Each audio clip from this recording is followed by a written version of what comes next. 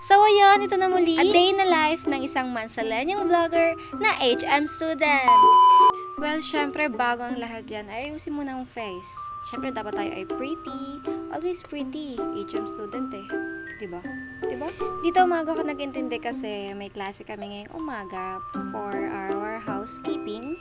And may actual kaming gagawing housekeeping. Kaso, nung time na to, hindi ko na video yung bed making namin kasi nawala na sa utak ko, be.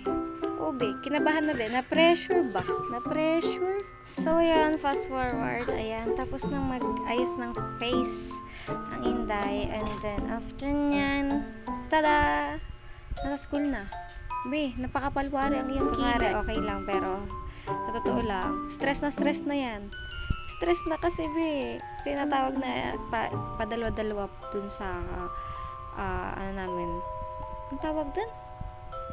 Basta dun sa room na paggagawa namin ng mga pag-bed making, ganon. Hindi ko alam kung anong gagawin ko, be. Talaga ako mamamatay na sa stress. Pero buti na lang talaga at may mga kaibigan kang handa kang patawan kahit sa anong oras, be.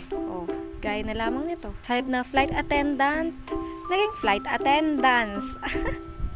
Flight attendance. And then ayan, sabi niya rarampa daw siya. Watch nyo, be. At rarampa nga, be. Sa runaway. Oh my God. Anong masabi? Ang galing. Fuck. Pwede siya maging model. Disney princess namin, be. Nagtitinalandi na naman. Tapos sama ko na rin yung mga nang-away sa akin. Mga nang-away dyan. Alam niyo yan. Mga nang-aaway.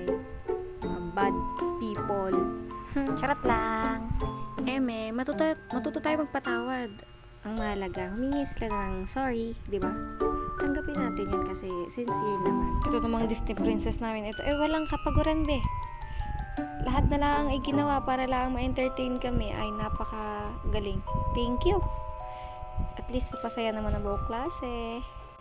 Hindi talaga mawawala sa mga klase mo yung mga ganito, no? Hi, vlog! Hello, vlog!